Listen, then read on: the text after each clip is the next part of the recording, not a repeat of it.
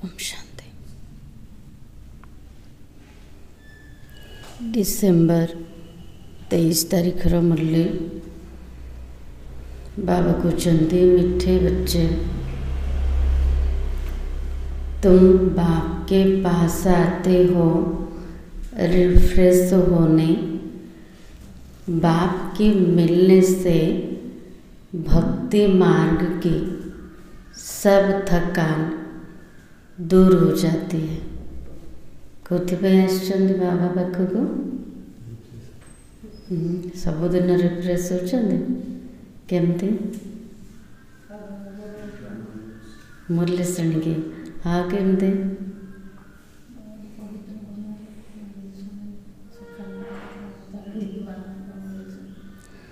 हाँ बाबा कहले बाबा सहित मिशिबा द्वारा भक्ति मार्गर सब प्रकार थकावट दूर हो गला। बोले थकी थे केमती ये बाबा शरीर कथा कहना, बाबा ये आत्मार कथा कहते। आत्मा थकी जाइला केमती भक्ति मार्ग जो मेहनत करते ता सहित शक्ति मत नष्ट होता ना। बाबा कहते भक्ति मार्ग जिते सब थकान थिला सब दूर हो गला। आ किसी अच्छे कि नहीं? प्रश्न है, तुम बच्चों को बाबा किस विधि से रिफ्रेश करते हैं? बाबा कहले रिफ्रेश हो जाओ बाबा पाखक आसिके कि बाबा प्रश्न पचार को आधार आम रिफ्रेश होचंदी। रिफ्रेश हबार आधार कौन कौन अच्छे?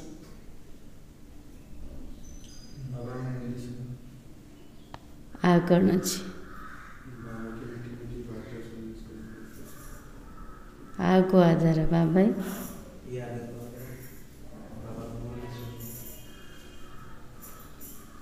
आ कौन अच्छे?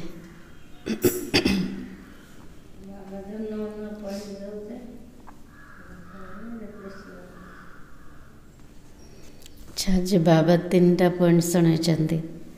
उत्तर, बाबा ज्ञान सुना कर तुम्हें रिफ्रेश कर देते हैं।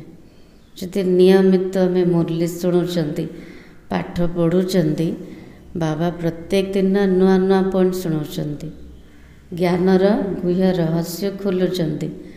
ता द्वारा आत्मा रिफ्रेश होची, बुद्धि सतेज होची। द्वितीय पॉइंट अच्छी, याद से भी तुम बच्चे रिफ्रेश हो जाते हो। लगुच बाबा को मन पकेले रिफ्रेश होचंदे। मुरली सुनले क्या फ्रेश लगुच?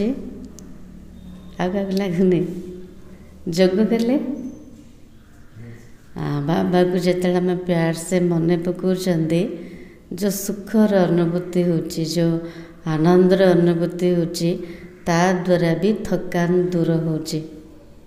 केते जन्मर पूरा थकान दूर हो जाउची। कल्प कल्पांतर पाई आत्मा पूरा फ्रेश हो जाउची ना नहीं?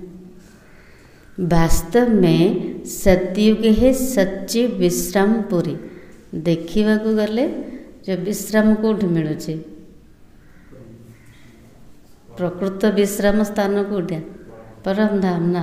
से शरीर आका ना, किसी कर्म करने को पड़ूनी, किसी भाविबा को पड़ूनी। आत्मा बिल्कुल विश्राम नौ। आ गोटे विश्राम कौटा?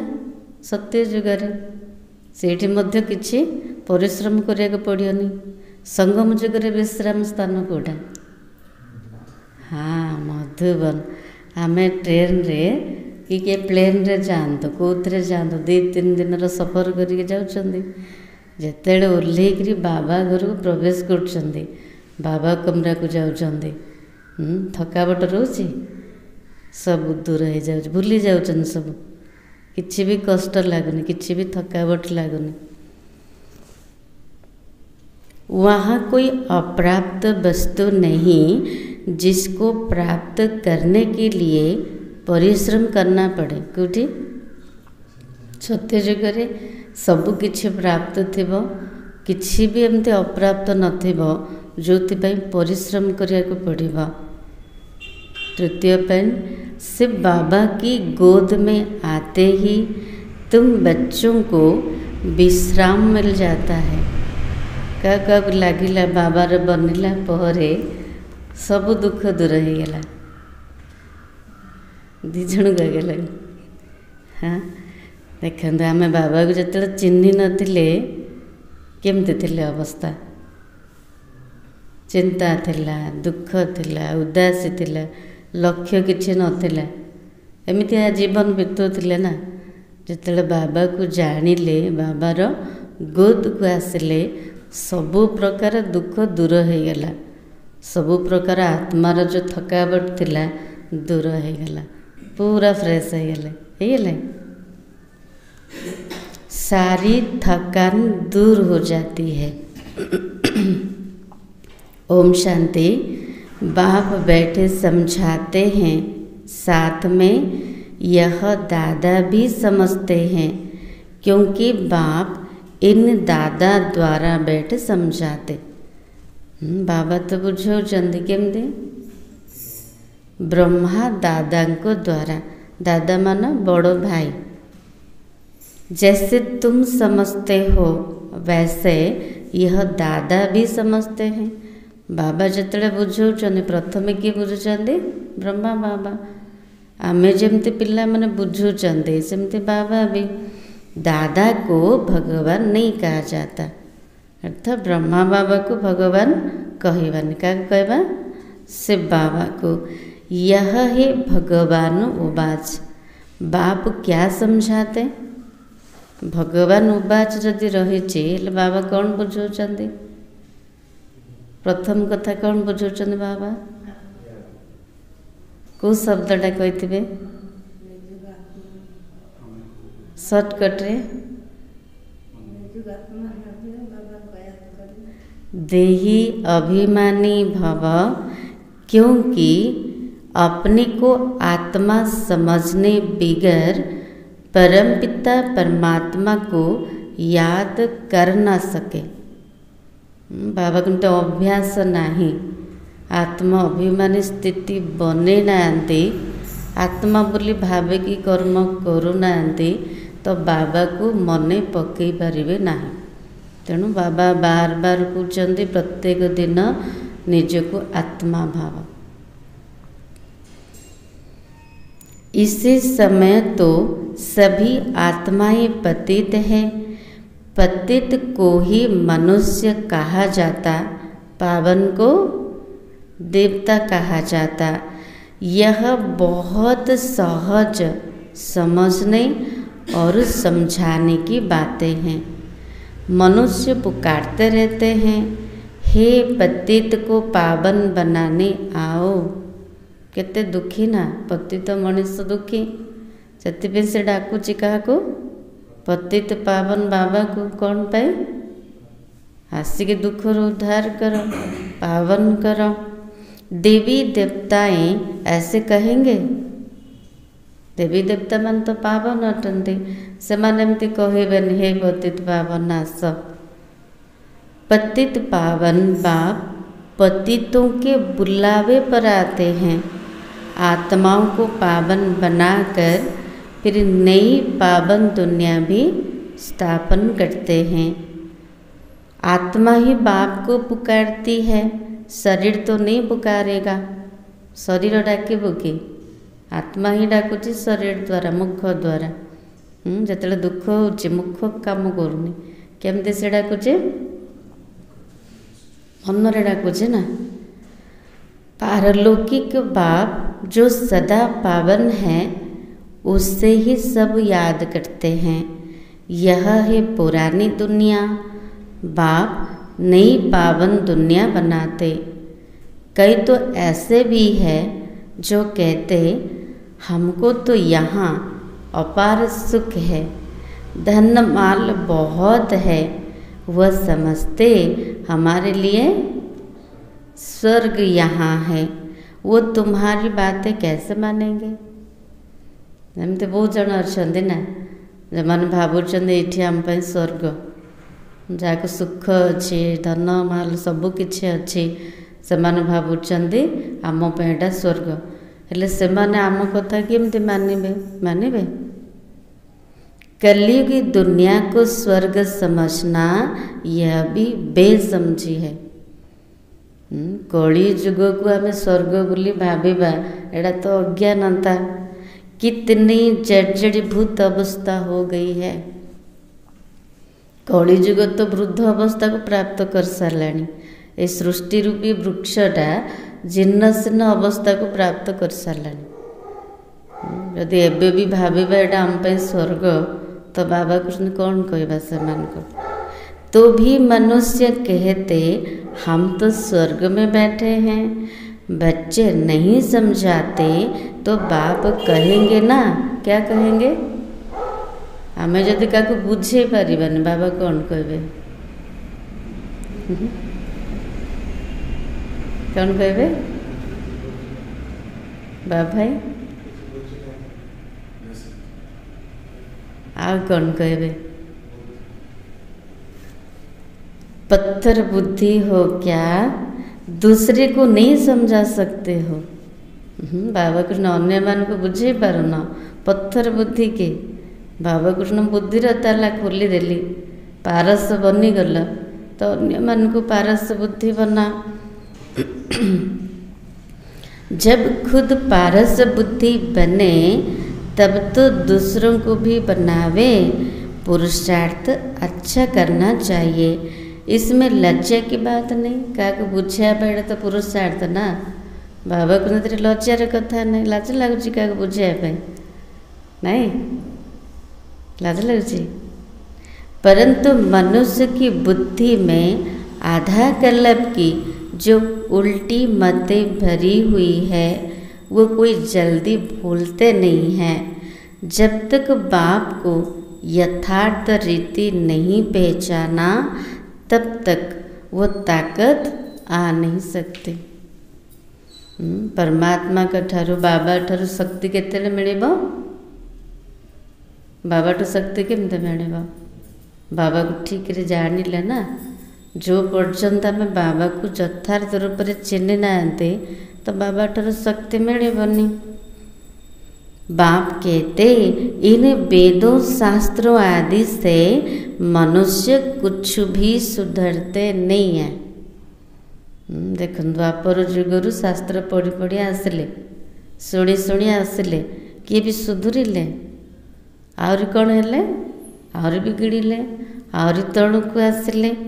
दिन प्रतिदिन और ही बिगड़ते आए हैं। जते जहा कले भी किए भी ऊपर को चढ़ी पारे ना, कहार भी सुधार हेलानी, आहुरी दिन को दिन बिगड़बार लगुंट। सत्व प्रधान से तमो प्रधान ही बने हैं। ये किसी की भी बुद्धि में नहीं है कि हम ही सत्व प्रधान देवी देवता थे, कैसे नीचे गिरे हैं। एते तड़क खसी सारे जना पड़ुन। आम केवे उच्चारे थिलु, आम केवे सत्व प्रधान थिलु, किसी को जरा भी पता नहीं है। और फिर 84 जन्म के बदले 84 लाख जन्म कह दिया तो कहते कैसे पता पड़े? 84 जन्म परिवर्ते 84 लक्ष बोली कहीदेले हेले केमती जना पड़ो? हिसाब करें किसी तो मन रही 84 लक्ष जन्मर कथा। बाप बिगर ज्ञान की रोशनी देने वाला कोई नहीं है। सभी एक दो के पिछाड़ी दर दर धक्के खाते रहते। बाबा तो ज्ञान सागर, बाबा न आसिया पर्यंत समस्ते कौन करते? भटकुले ना। जड़े जनक पछरे जड़े सेमती कला, ताकू देखिक आ जड़े कले। जड़े जन को अनुसरण करके द्वार द्वार धक्का खाते। एवं बंद हो गला ना। नीचे गिरते गिरते पट पर पड़ गए, सब ताकत खत्म हो गई है। सीढ़ी तौक ओल्ले ओल्ले कौड़ी पड़े आसले पूरा तौक। बाबा कहते पूरा शक्ति कमीगला, आत्मार पूरा शक्ति नष्ट हो गला। तो बुद्धि में भी ताकत नहीं है जो बाप को यथार्थ जान सके। आत्मार शक्ति क्षीण हो गला, शरीर मध्य कमजोर हो गला। तो बाबा कहते तो बाबा को यथार्थ रूप से जानवे केमती, बुद्धि तो कमजोर हो गला। बाप ही आकर सबकी बुद्धि का ताला खोलते हैं। देख ली टे खोला अच्छे ना नहीं, बुद्धिर ताला खोला अच्छे। बाबार कथा बुझा पड़ी। बाप ही आकर सबकी बुद्धि की ताला खोलते हैं तो कितना रिफ्रेश होते। जदि खोला अच्छे बाबार जो मुरली मीठा लगे, भीतर को ग्रहण हम तेरे रिफ्रेशमेंट है, नचेत रिफ्रेश लगन, खुशी लगन। मुरली सुनला परे लगे जदि सब थकान दूर हो गला, आज मत बढ़िया लगिला, खुशी लगिला, है तो रिफ्रेश है ना। जदि लगुनि भीतर को जाऊनी मुरली। तो बाप के पास बच्चे रिफ्रेश होने आते, घर में भी विश्राम मिलता है। बाबा पाखक आसले विश्राम मिलूँ, घर को गले भी रिफ्रेश होते। विश्राम कौट मिलूँ? परम धाम घरे भी। बाप के मिलने से भक्ति मार्ग की सब थकान ही दूर हो जाती है। जिते बड़े बाबा को आम मिले, बाबा सहित मिसिले, भक्ति मार्गर जिते सब थकान थिला सब दूर हो गला, पूरा रिफ्रेश हो गले ना। सतयुग को भी विश्रामपुरी कहा जाता है। वहाँ तुम्हें कितना विश्राम मिलता है। भक्ति रे जो पाइबार मेहनत करते तो पाई गले ना, एवं से मेहनत करने पड़ुची पूरा विश्राम ना नहीं, पूरा रिफ्रेश हो गले। तो वहाँ कितना विश्राम मिलता है। कोई अप्राप्त वस्तु नहीं जिसके लिए परिश्रम करना पड़े।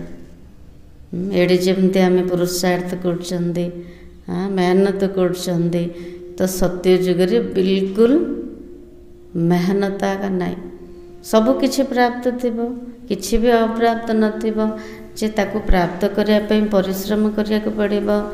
यहाँ रिफ्रेश बाप भी करते तो यह दादा भी करते हैं। संगम जुगरे मध्य आत्मा को विश्राम मिलूँ। जदि बाबार गोदी समय जावा, बाबार याद रे समय जावा, आत्मा को पूरा कल्प पाई विश्राम मिल जाऊँ। लगुच किछि हेले तो थकान नाई, किछि भी दुख नाई, किछि भी चिंता नाई, एकदम फ्री। तो बाबा कहते विश्राम माना क्या? विश्राम अर्थ कौड़ा? विश्राम माना शांत। मनुष्य भी थक कर विश्राम हो जाते हैं। दिन सारा काम करके थकी जाउछंदे, रात्रि जतले सोउछंदे कौन करछंदे? विश्राम नले। तो बाबा कहते कोई कहाँ विश्राम के लिए जाते, लेकिन उस विश्राम में रिफ्रेशमेंट नहीं है। विश्राम नेले आत्मा पूरा सतेज हो कि शरीर तो थकावट मिटिला किछि समय पाई, कि आत्मा तो थकी जाइए ना। कि बाबार याद रे, बाबार मुरली शुणिले, बाबार गोदी रे समय ले, हाँ जो सतेजता आसूची सेटा कौथरे भी प्राप्त हबनी। यहाँ बाप तुम्हें कितना ज्ञान सुनाकर रिफ्रेश करते हैं। बाबा मुरली सुने के ज्ञान सुने सुने आत्मा को पूरा रिफ्रेश करो चंदे। बाप की याद से ही कितने रिफ्रेश होते हैं। जो दिन बाबा को मने पके ना से दिन अवस्था कौन रोचे? बेचैन लगुच ना, कि हजेला भाया लगुच कि नहीं। तेणु बाबा को जो मने पकेले जो सुख लगुच, जो शांति मिलूचे, सेटा हूँ मध्य रिफ्रेशमेंट। यहाँ तो बाप तुम्हें कितना रिफ्रेश करते हैं। तो तमो प्रधान से सतो प्रधान बनते जाते। सतो प्रधान बनने के लिए बाप के पास आते हैं। जते बाबा को मने पकेबा सेतिकी आत्मार थकान दूर हम, तमो प्रधान रु सतो प्रधान हम। आमर लक्ष्य होची सतो प्रधान हवापाई, सेतिपई बाबा पाखक आसचंदे। बाप कहते मीठे मीठे बच्चों बाप को याद करो। बाप ने समझाया कि सारे सृष्टि का चक्र कैसे फिरता है, सर्व आत्माओं को विश्राम कैसे और कहाँ मिलता है। तुम बच्चों का फर्ज है सबको बाप का पैगाम देना। पिला मानकर कर्तव्य कोटा समस्त को बाबार परिचय दबा, समस्त थकान दूर करवा ना। बुद्धि रूपी पाद थकी जाए ना। बाबा कुछ भक्ति मार्ग कहते जे भगवान पाद दबाउछन्ते ना भक्त मानकर। तो बाबा कुछ ने एठी बाबा पिला मानकर बुद्धि रूपी पाद को दबाउछन्ते केमती ज्ञान शुणे के जोग शिखे के ना ता द्वारा बुद्धि रूपी पादर थकान दूर हो भटकीबा बंद हो गला ना। तो बाबा कहते तुम बच्चों का फर्ज है सबको बाप का पैगाम देना। बाप कहते मुझे याद करो तो इस वर्ष के तुम मालिक बन जाएंगे। बाप इसे संगम युग पर नई स्वर्ग दुनिया रचते हैं जहाँ तुम जाकर मालिक बनते हो। फिर द्वापर में माया रावण के द्वारा तुम्हें श्राप मिलता है। केबे श्राप मिलुचे? द्वापर जुगरे माया रावण द्वारा अभिशाप मिलुचे। हेले अभिशाप मिले कौन होची तार रिजल्ट कौन होचे, असुविधा कौन होची? बाबा तो आशीर्वाद दौरान सुख शांति आनंद प्रेम जीवन बीतौरान, किंतु माया रावण अभिशाप दबा द्वारा बाबा ठार जो आशीर्वाद मिलता से सब चली जाऊे ना, तार उल्टा ही होचे। तो पवित्रता सुख शांति धन आदि सब खत्म हो जाता। कैसे धीरे धीरे खत्म होता है वह भी बाप ने समझाया है। रावण मध्य एकदम हमको जहर दो नहीं, स्लो पेजर ना धीरे धीरे धीरे धीरे करके आम भीतर जिते सब अमृत थिला सब जाक खत्म हो जाए। सुख शांति आनंद प्रेम धीरे धीरे नष्ट हो पूरा शेष हो जाऊँगी। तो दुख धाम में कोई विश्राम थोड़ी होता है, सुख धाम में विश्राम ही विश्राम है। तो मनुष्यों को भक्ति कितना थकाती है, जन्म जन्मांतर भक्ति से कितने थक जाते। आत्मा भी थकी जाऊे शरीर मध्य थकी जाऊे ना कि दीटा जा आराम मिलूँ। तो कैसे एकदम कंगाल बन गए, सारा राज बाप बैठे समझाते। नए नए आते तो उन्हें कितना समझाना होता है, पूरा बुझिले ही थकान दूर हो एकदम पूरा थकान दूर हो जाऊन। बाबा को जिते जिते जाणुचंदे जिते संबंध स्थापना करचंदे जिते बुझुचंदे ता द्वारा धीरे धीरे आत्मार दुख दर्द सब दूर हो।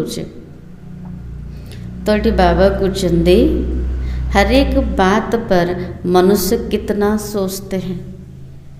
जड़े नुआ को बुझापी केते मेहनत होना सीधा एकदम बुझी जाऊनी ता भितर निश्चय बसैबा केते मुश्किल होचे, केते वर्ष लग जाऊँ ना। तेणु बाबा कहते समस्ते कहाँ जादू न हो। के जन भावुंट ब्रह्मा कुमारी मानकर जादू न लगी जा। अरे तुम ही कहते हो भगवान जादूगर है, दुनिया रे मध्य कहते भगवान जादूगर अटंती। तो बाप कहते हाँ मैं बरोबर जादूगर हूँ। बाबा कहते सत कथा कहल जे प्रकृति में मो जादूगर, परंतु वह जादू नहीं दुनिया वाला जो प्रकार भावुंट बाबा को से भाया मु जादू करी देखूनी मु कौन जादू करछि बाबा कौन जादू करछंदी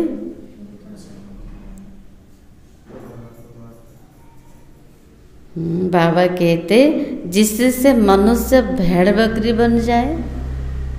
बाबा को मनीष को छेली मेंढा बनौने मनीष को देवी देवता बनौचे। यह बुद्धि से समझा जाता है। यह तो जैसे रीढ़ मिसल है बुद्धिर अवस्था कथा बाबा कहते। गायन भी है सुर मंडल के साज से रीढ़ क्या जाने। स्वर्गर सुख को प्रकार दुनिया वाला को जाना अच्छी कि क्या जाना अच्छी बाबार पिला मान को जाना अच्छी। इसी समय तो जैसे सभी मनुष्य रीढ़ बकरियां हैं छेड़ी मेंढा सदृश बुद्धि बनी जाए। यह बातें सारी यहाँ की है। इसी समय का ही गायन है। कल्प की पिछाड़ी को भी मनुष्य समझ नहीं सकते। चंडिका का भी कितना बड़ा मेला लगता है। वो कौन थी चंडिका देवी रो मेला लगुच ना हेले से किए थिले से कौन थिले ब्रह्मा कुमारी थिले। आ कौन कहबा चंडिका कौन कहउछन देवी कहउछन ना तो से देवी थिले। तो बाबा कहते वह एक देवी थी। ऐसा नाम तो वह कोई होता ही नहीं है। एमती कहउछन दुनिया वाला जैसे जड़े देवी थिले किंतु बाबा कहउछन सत्य जुगरे एमती ना कार थिबो कि देवी देवता ना तो बहुत सुंदर थिबो। सत्वप्रधान आत्मा ना। सतयुग में कितने अच्छे सुंदर नाम होते। सतयुग संप्रदाय को श्रेष्ठाचारी कहा जाता। कलयुगी संप्रदाय को कितने छी टाइटल देते। अभी के मनुष्य को श्रेष्ठ कहेंगे। वर्तमान मनुष्य को श्रेष्ठ कह कि धर्म कर्म सब भ्रष्ट ना तेणु श्रेष्ठ कहनी। देवताओं को श्रेष्ठ कहा जाता। गायन भी है मनुष्य से देवता किए करत न लगी बार। मनुष्य देवता करने पाई भगवान को समय लगुनि। मनुष्य से देवता देवता से मनुष्य कैसे बनते यह राज बाप ने तुम्हें समझाया। उनकी डिटी वर्ल्ड इनको ह्यूमन वर्ल्ड कहा जाता है। सत्य युग त्रेता युग को दैवी दुनिया कह वर्तमान दुनिया को मनुष्य दुनिया कह। दिन को सोचरा रात को अंधियारा कहा जाता। ज्ञान है सोचरा भक्ति है अंधियारा। अज्ञान नींद कहा जाता है ना। तुम भी समझते हो कि आगे हम कुछ भी नहीं जानते थे तो नेति नेति कहते थे अर्थात हम नहीं जानते। आगुर आम कि बुझी कि बाबा न आसिया पूर्वर न बुझा पूर्वर किसी भी जान नथिले। अभी तुम समझते हो हम भी पहले नास्तिक थे।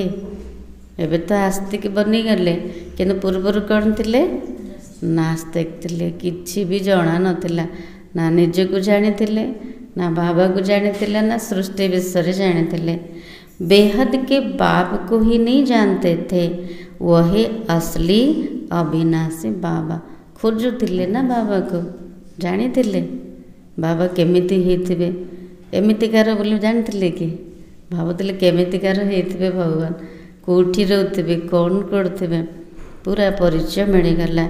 उसे सर्व आत्माओं का बाप कहा जाता। तुम बच्चे जानते हो अभी हम उस बेहद के बाप के बने हैं। जमितिकार स्मृति रहे सेमते नशा दिन सारा जदि भावुंटे जे मुझसे भगवान संतान जे सबु आत्मा मानकर पिता बेहद बाबार मु संतान अटे। देखो नशा केमती चढ़ुची। बाप बच्चों को गुप्त ज्ञान देते, यह ज्ञान मनुष्य के पास कहाँ मिल न सके। आत्मा भी गुप्त है, गुप्त ज्ञान आत्मा धारण करती है। आत्मा गुप्त अटे, ज्ञान भी गुप्त अटे, बाबा भी गुप्त अटंती। बाबा जो गुप्त ज्ञान दौरान आत्मा ही धारण करछे। आत्मा ही मुख द्वारा ज्ञान सुनाती है। आत्मा ही गुप्त बाप को गुप्त याद करती है। आमे बसिकी बाबा को मने पकाउछन्ते, काकु जना पड़छि। बाबूती से बसिछि कि काम करछि, किछि भी करुछि, किंतु बाबा को मन पकेर काकु तो जड़ा पड़ुनी, देखा भी जाउनी। बाप कहते बच्चों देह अभिमानी नहीं बनो। बाबा जी बार बार कहते देहर अभिमान रे आसनी, ता द्वारा कौन होची, नुकसान ही होची। आत्मार शक्ति नष्ट होची, विकारर वृद्धि होची, बाबार याद रहूनी। आत्मा अभिमानी बनने से आत्मा में ताकत जमा होती है। देह अभिमान से आत्मा की ताकत खत्म होती है। जेते देह अभिमान रे बसीभूत होइके कर्म करिबा, सेतिकी आत्मार शक्ति क्षीण होछि। जेते आत्मा अभिमान स्थिति बनेबा, आत्मार शक्ति जमा होछि, कहीं बाबार याद रोचे ना। तो बाप कहते ड्रामा के राज को अच्छी रीति समझकर चलना। इसी अविनाशी ड्रामा के राज को जो ठीक रीति जानते हैं वो कैसे रहते। अविनाशी ड्रामार रहस्य को जो माने ठीक रूप रे जानुचंती, ताको माने कि चालुचंती, से माने केमती रहबे। आउ कौन हेबेनी, यदि जानिले ड्रामार चक्र एमती चली, जोड़ा होता सेटा होची, एटा अनादि अविनाशी ड्रामा, किसी भी चेंज हेबनी, तो से माने कौन हेबेनी। हाँ, ड्रामार रहस्य को, ड्रामार राज को जो माने ठीक रूप रे जानिबे बुझिबे, केबे नाराज हेबेनी, केबे दुखी हेबेनी, माने सबु बेले संतुष्ट रहबे, सदा हर्षित रहबे। इसी समय मनुष्य ऊपर जाने की कितनी कोशिश करते हैं, समझते हैं ऊपर में दुनिया है। भावुन ऊपर गोटे दुनिया अच्छी, चंद्रपृष्ठ को जीवाई केते चेष्टा कर। शास्त्रों में सुन रखा है ऊपर में दुनिया है, तो वहाँ जाकर देखें। शास्त्र शुणी ऊपर गोटे दुनिया अच्छी, तेणु चेष्टा कर देखिबू को प्रकार अटे, सेठी मध्य दुनिया बसाया चेष्टा करछन्ते। वहाँ दुनिया बसाने की कोशिश करते हैं।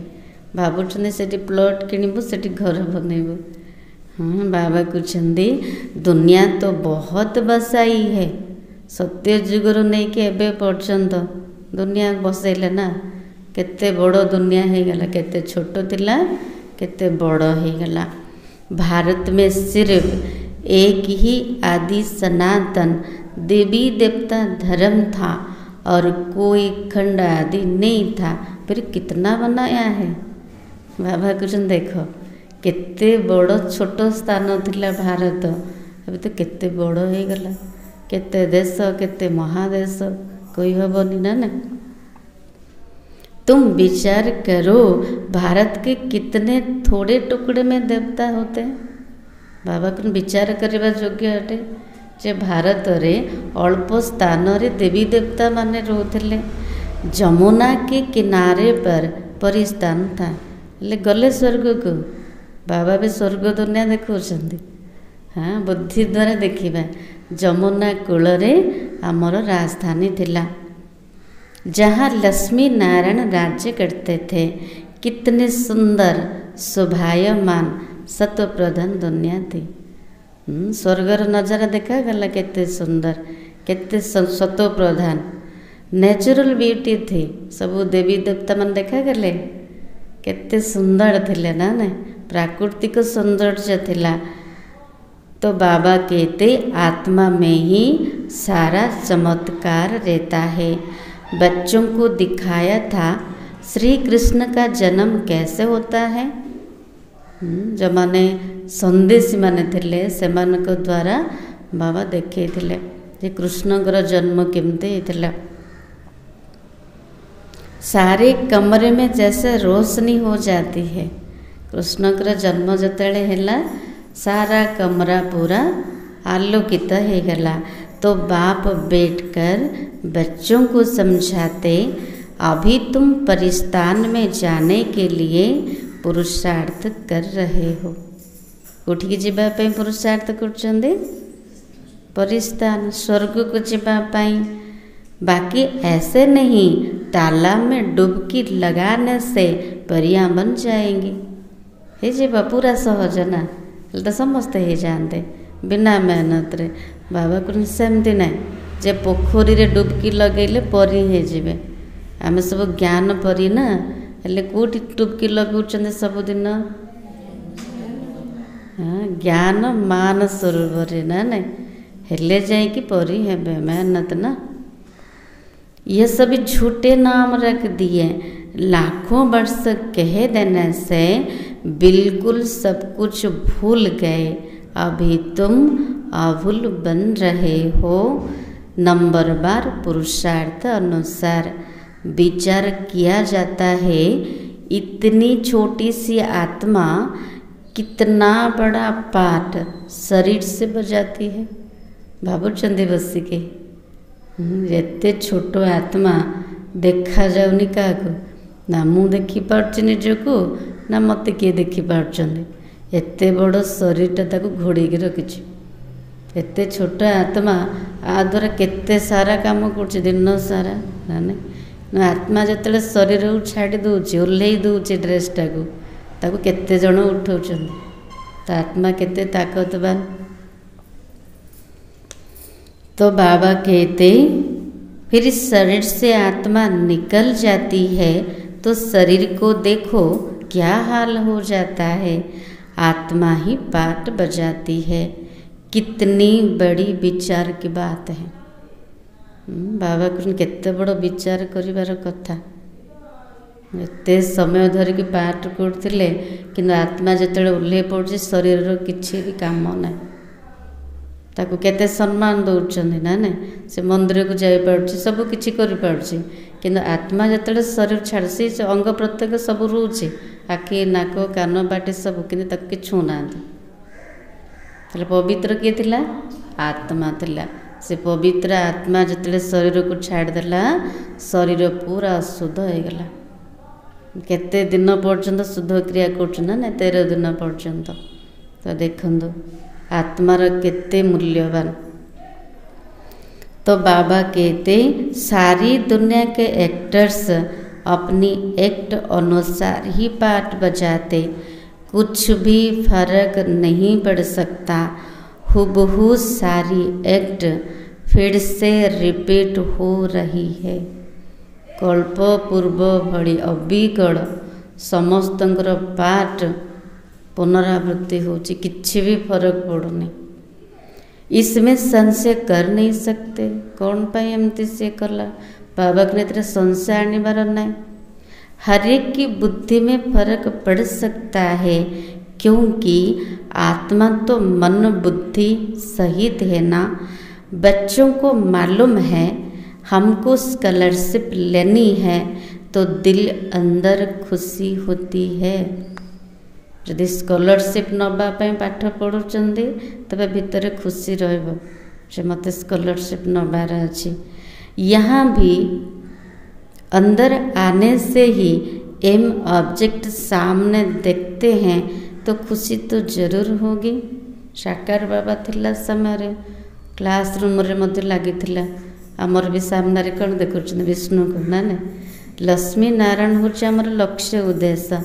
जते देखिबा सेतिकी खुशी बढ़िबो भितरे जे मते एमिति हबार अछि। तेणु बाबा बार बार कहते लक्ष्य उद्देश्य को सामना रे देख, बुद्धि द्वारा स्पष्ट देखा जाओ, हेले खुशी आसीबो, नशा चढ़ेबो। अभी तुम जानते हो हम यहाँ बनने के लिए यहाँ पढ़ते हैं। पाठ तो पढ़ुचंदी किंतु केबे केबे भूली जाउचंदी मते कौन हबार अछि ना नहीं। तेणु बाबा बार बार लक्ष्य को सामने रखिकी पाठ पढ़। ऐसा कोई स्कूल नहीं जहाँ दूसरे जन्म के एम ऑब्जेक्ट को देख सके।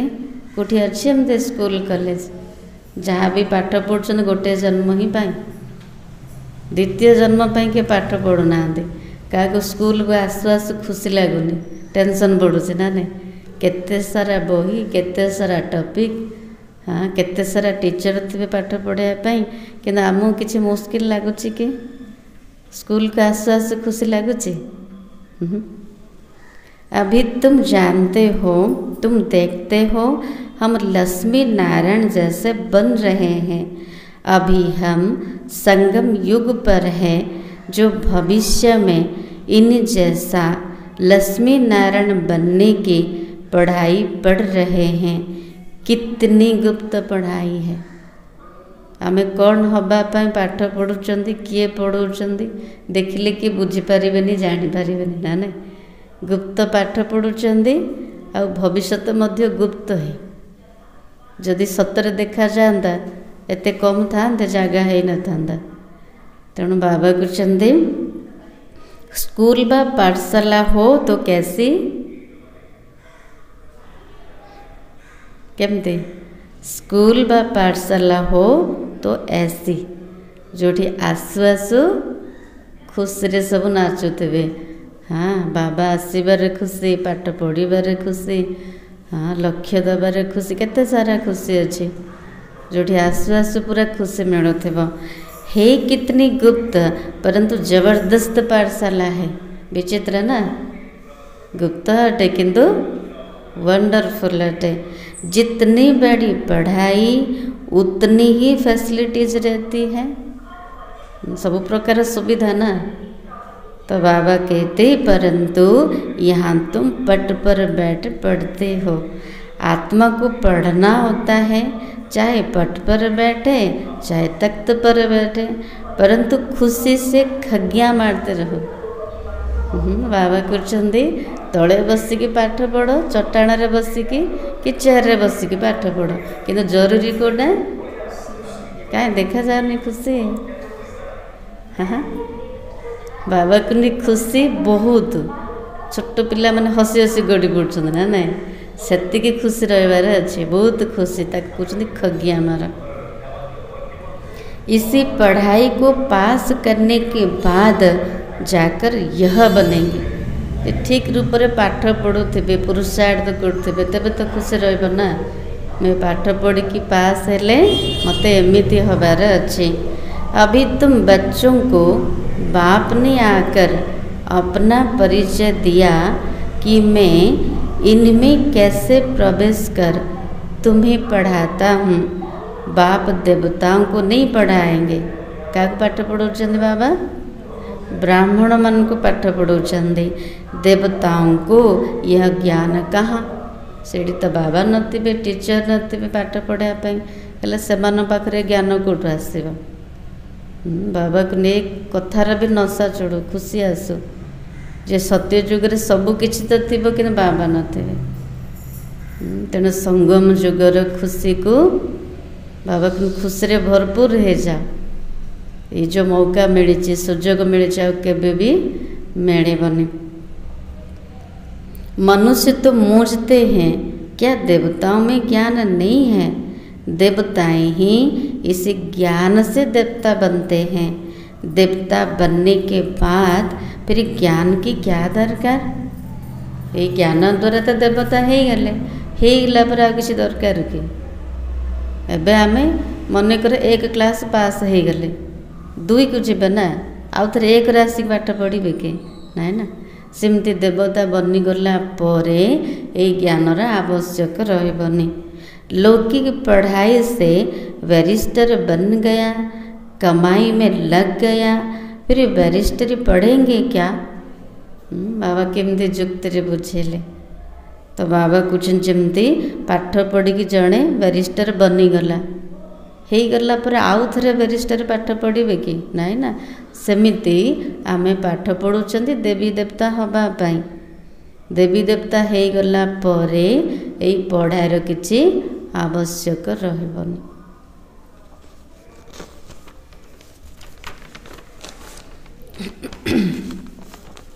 अच्छा, मीठे मीठे सिखलाते बच्चों प्रति माता पिता बाप दादा का याद प्यार और गुड मॉर्निंग। रूहानी बाप की रूहानी बच्चों को नमस्ते। हम रूहानी बच्चों की रूहानी बाप दादा को याद प्यार और नमस्ते। धारणा के लिए मुख्य सार कौन कहले बाबा? जमुना बणी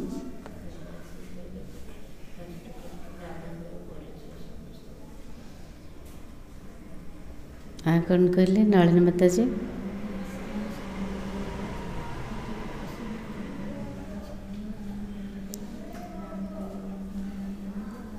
हाँ बाबा कृष्ण बार बार लक्ष्य को सामने देखा से मुझे एमती बनबी। हाँ माता जी।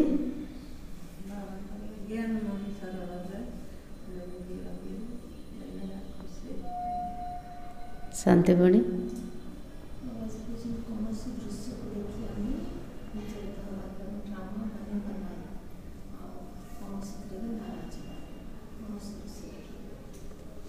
शशि माता जी।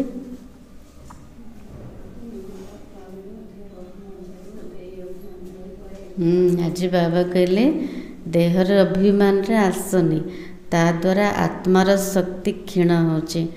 बाबार याद रही ना, बाबार याद रे ही ताकत अच्छे। तेणु देही अभिमानी हो, निज को आत्मा भाविकी बाबा को मन पकाओ। आ कौन कहले बाबा?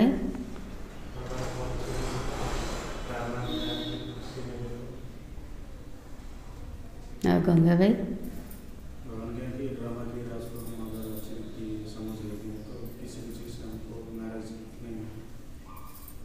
आ मुख्य कथा कौन कहले बाबा मन नहीं? आरंभ कौन कहते बाबा? सार रे कौन कहते? बाबा पाखक आसछंदी, बाबा मिलला परे आमर सबू थकान दूर हो गला, रिफ्रेश होगापी आसछंदी ना। छ धारणा फास्ट पॉइंट, अविनाशी ड्रामा के राज को यथार्थ समझ हर्षित रहना है।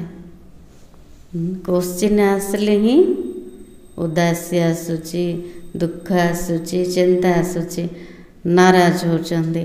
तेणु बाबा कहते ए अविनाशी ड्रामा को यथार्थ रूप से बुझ।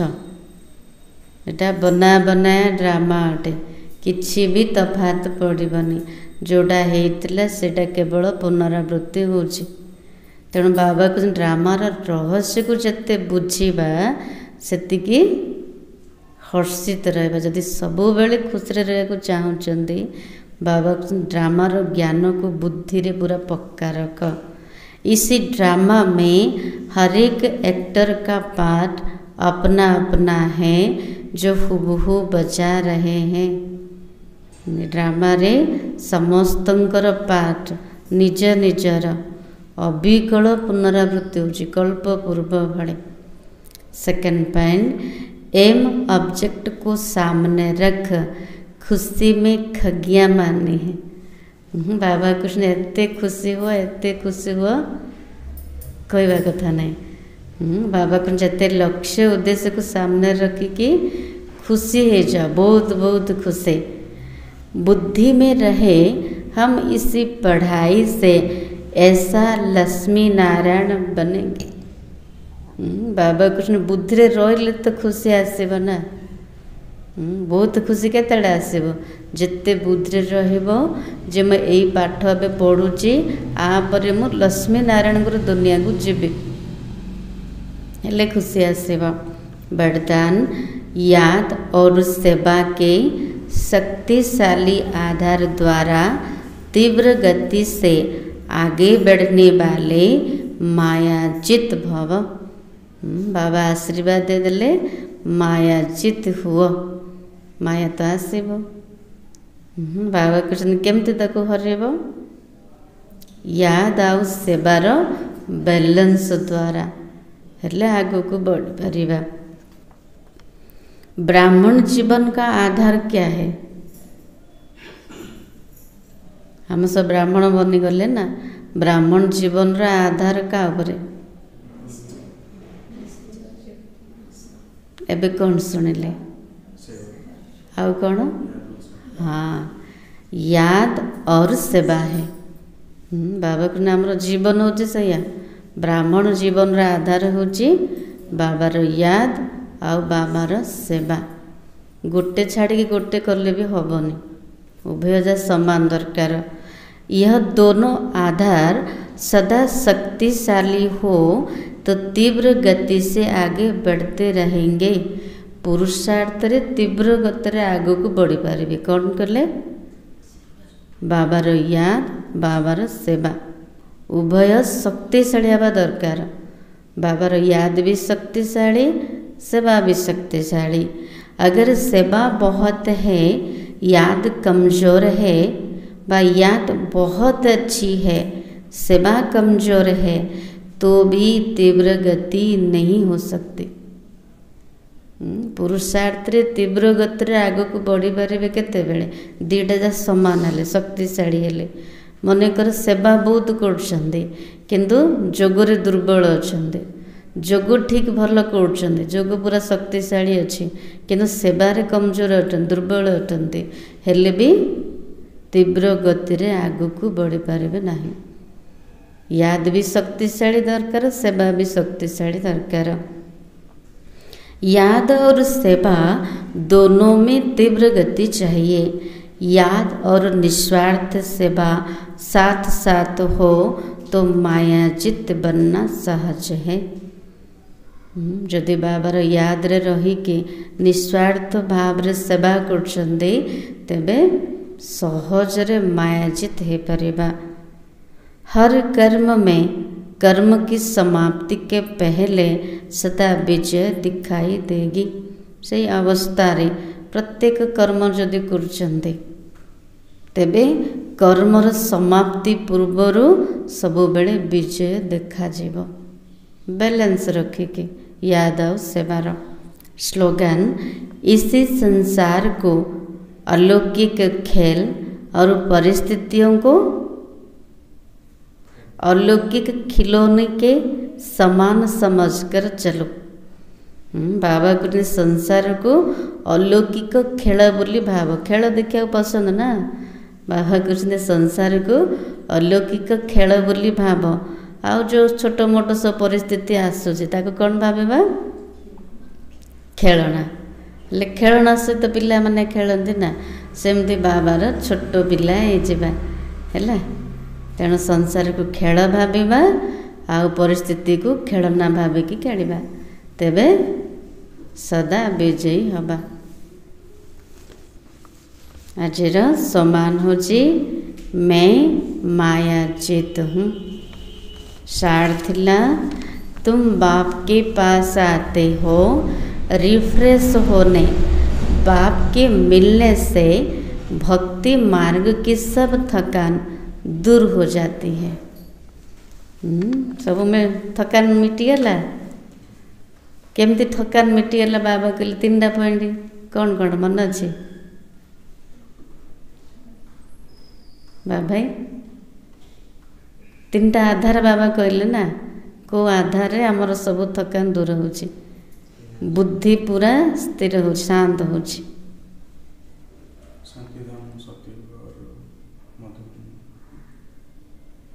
बाबा कहते मो मुरली शुणी शुणी रिफ्रेश करुचे जोग शिखे करे। हाँ, आम जो बाबा को मन पकाउछन्ते तेबे भी थकान दूर होचे। आ सबुठारु सच्चा विश्राम स्थान होची परमधाम। तापरे सत्य जुग संगम जुग रे मधुबन बाबार गोदरे जेते समय बा हेले भी थकान दूर हो। तेणु आज कौन करवा सबु जन्मर थकान दूर करने बाबार गोदरे समय में जोगयुक्त स्थित रहा आ बाबार जो ज्ञान शुणुंट ताकू चिंतन मंथन करवा।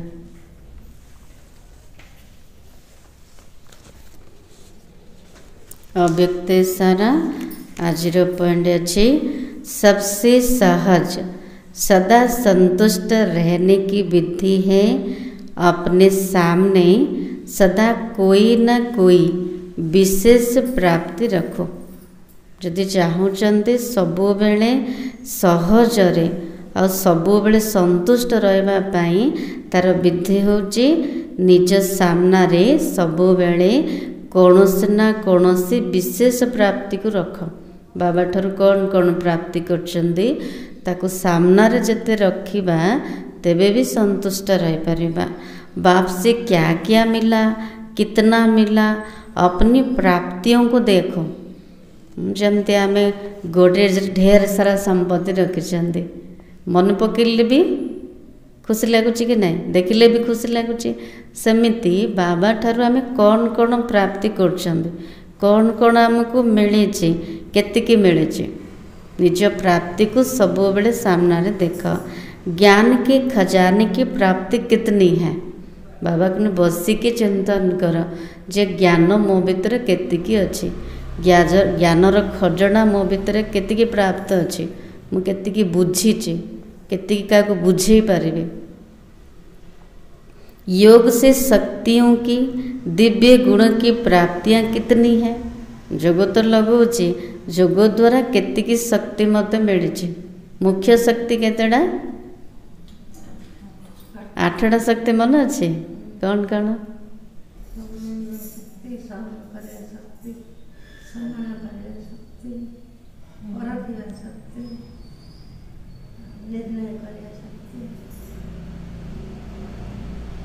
आठटा शक्ति कहीं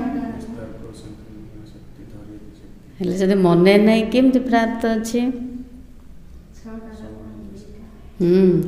विस्तार को संकीर्ण करिवार शक्ति आ गोटे है एकत्रित करिवार शक्ति सहयोगर शक्ति ए सारा शक्ति जोग द्वारा मते प्राप्त होईची कि दिव्य गुणर मते प्राप्त होईची कि जदि जोग लगुचंदी दिव्य गुण आम भितर आसब नम्रता धैर्यता सहनशीलता मधुरता ये सब आसब। तो बाबा कहते प्रैक्टिकल नशे में खुशी में रहने की प्राप्तियाँ कितनी हैं कभी कोई प्राप्ति को सामने रखते हुए संतुष्ट रहो। बाबा कृष्ण केबे कौन सब प्राप्ति को सामने रे आण तेबे संतुष्टता आसीब। केबे ज्ञानर खजाना को सामने रे आनिबा जोगर शक्ति को आनिबा दिव्य गुण को सामने रे आनिबा जहाँ प्राप्त होइछि बाबा ठार केबे कौन सब प्राप्ति को आनिकी सामने रे बाबा कहउछन संतुष्ट रुह।